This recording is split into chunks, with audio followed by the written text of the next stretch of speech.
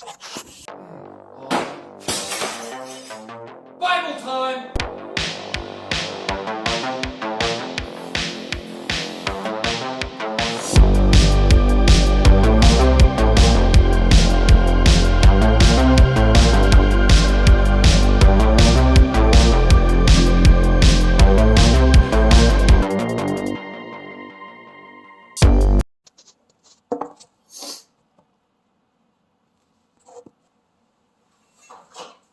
Then the Lord said to Job, They love it when I turn up the bass.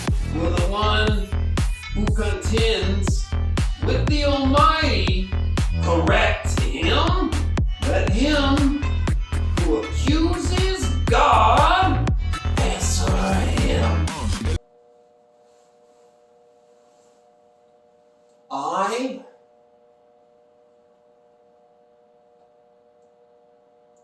am unworthy. How can I reply to you? I put my hand over my mouth. I spoke once, but I have no answer. Twice, but I'll say no more. Then the Lord spoke to Job out of the storm.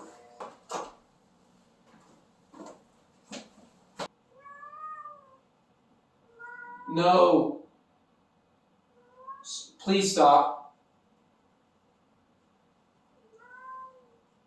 I'll let you say hi. Oh, does something hurt?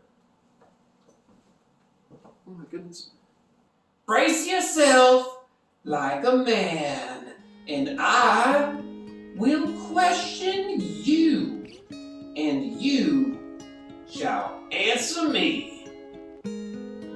Stop!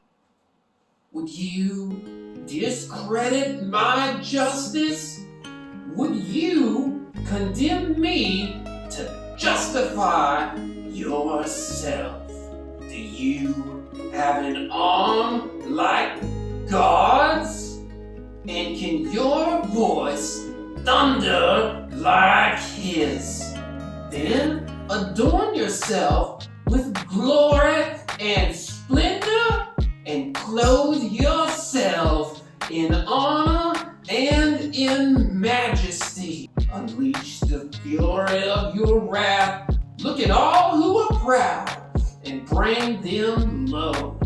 Look at who are proud and humble them, and crush the wicked where they stand.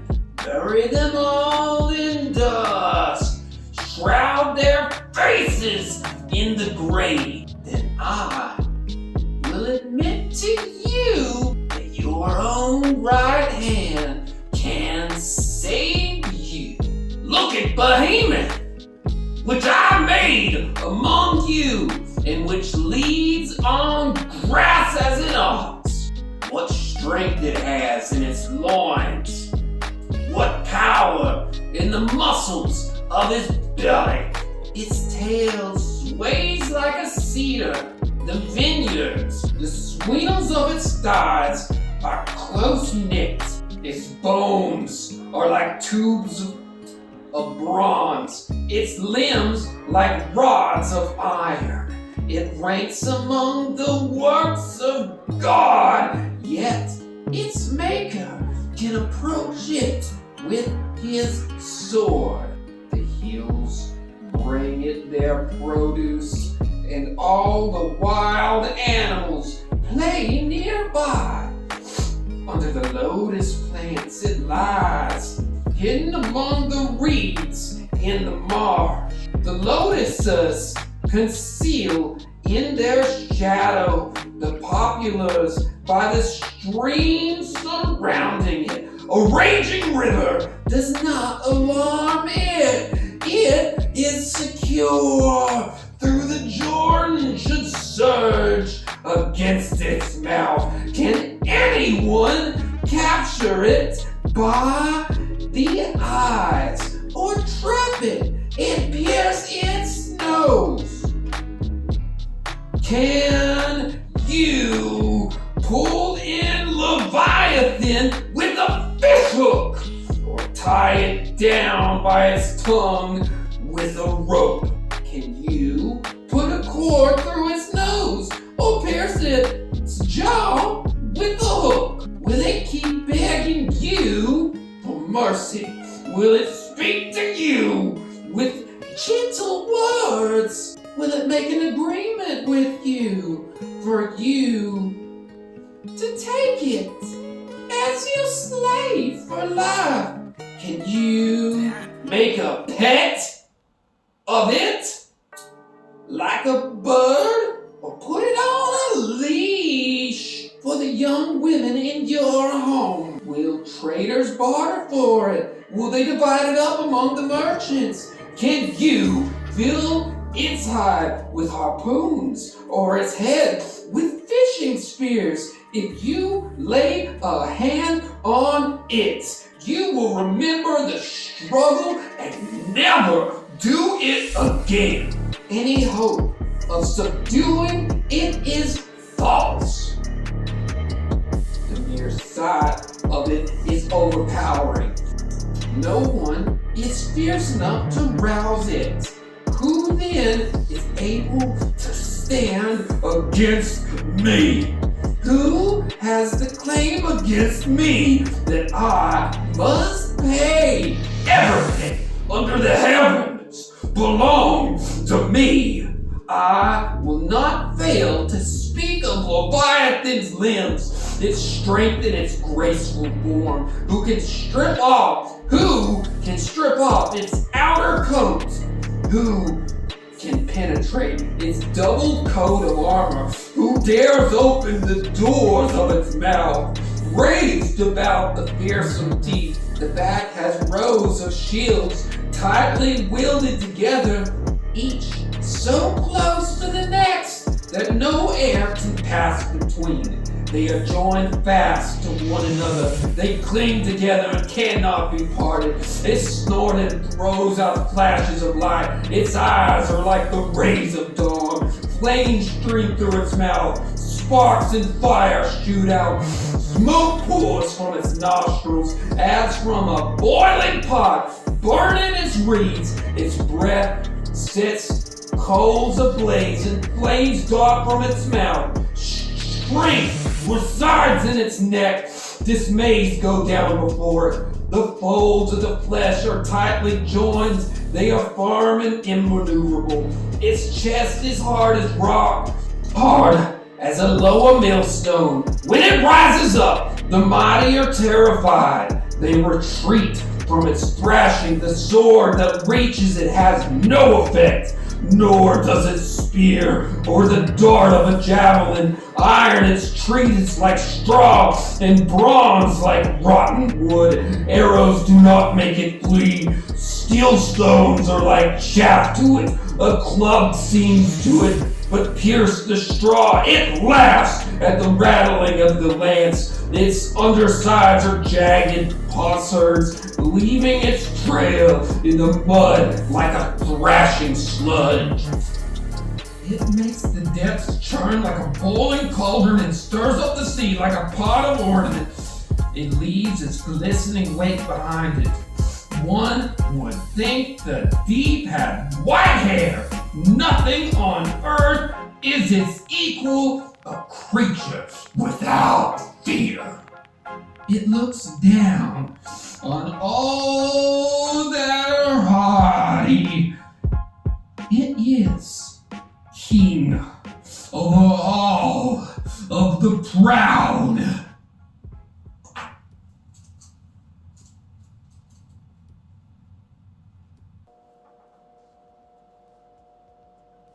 I know that you can do all things. No purpose of yours can be thwarted. You asked, who is this that obscures my plans without knowledge?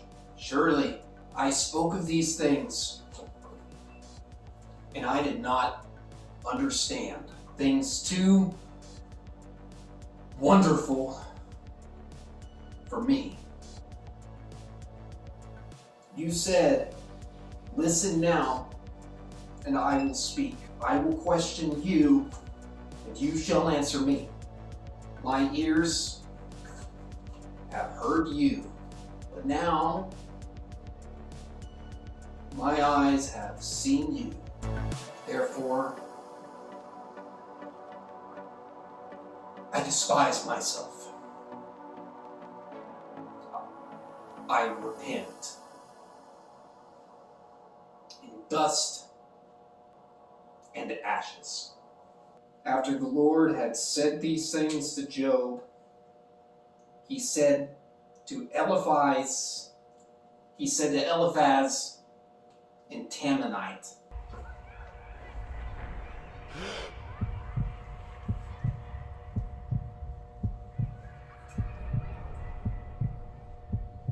I am angry with you and your two friends, because you have not spoken the truth about me, as your servant Job has.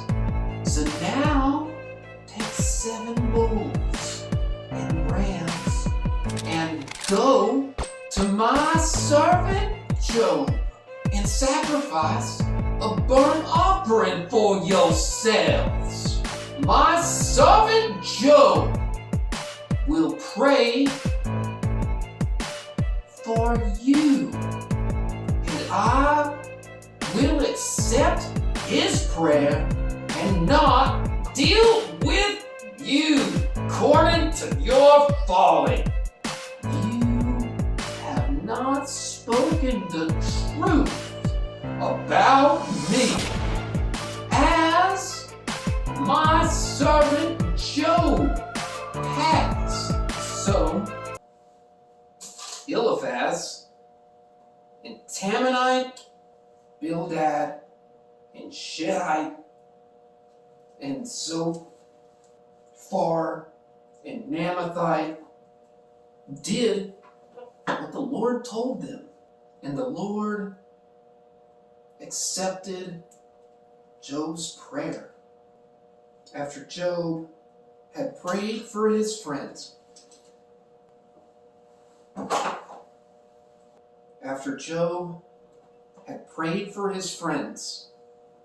the Lord restored his fortunes and gave him twice as much as he had before.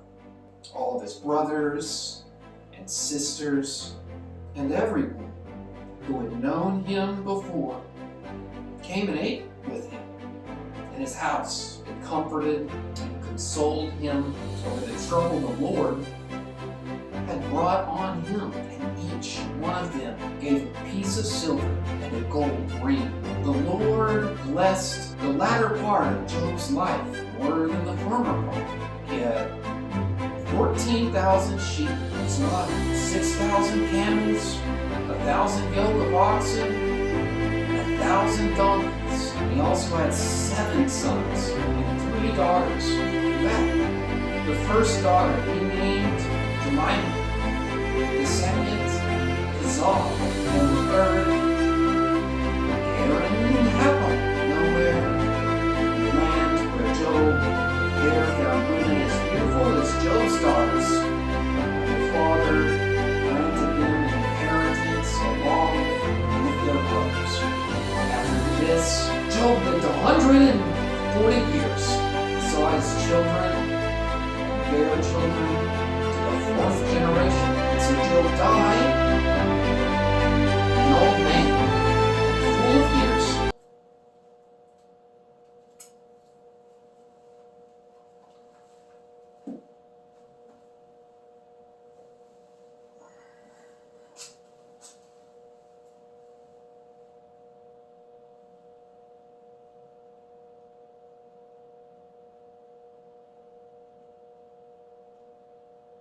Thank you for joining me on It's Bible Time.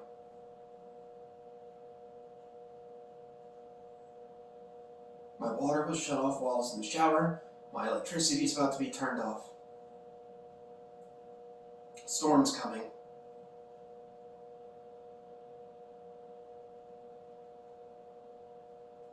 All my dreams are crushed. All of the psychiatrists think I'm crazy, as well as everybody else. With all of that being said, I can do nothing but one thing at this point. I would like to think. The shift. Because, well, in large part, It's Bible Time was created to impress you. I thought what I needed was to be a part of that. But the truth is, I don't need you. What I need is this, right here. This is what I do. This is who I am. And no one will ever take that away from me. So all that to say, thanks. It's Bible time forever. It's Bible time to the stars and back. It's Bible time a million years. It's Bible time all across the globe. Forever. What time is it? What time is it? It's Bible time. Forever, always, to the ends of the earth. It's Bible time. It's Bible time forever, no matter what. No matter what, it's Bible time. It's Bible time to the stars and back. It's Bible time forever, always. What time is it? It's Bible time, where I read from the Bible and talk about it, as well as things I like. www.itsbibletime.com. Hey, Jordan.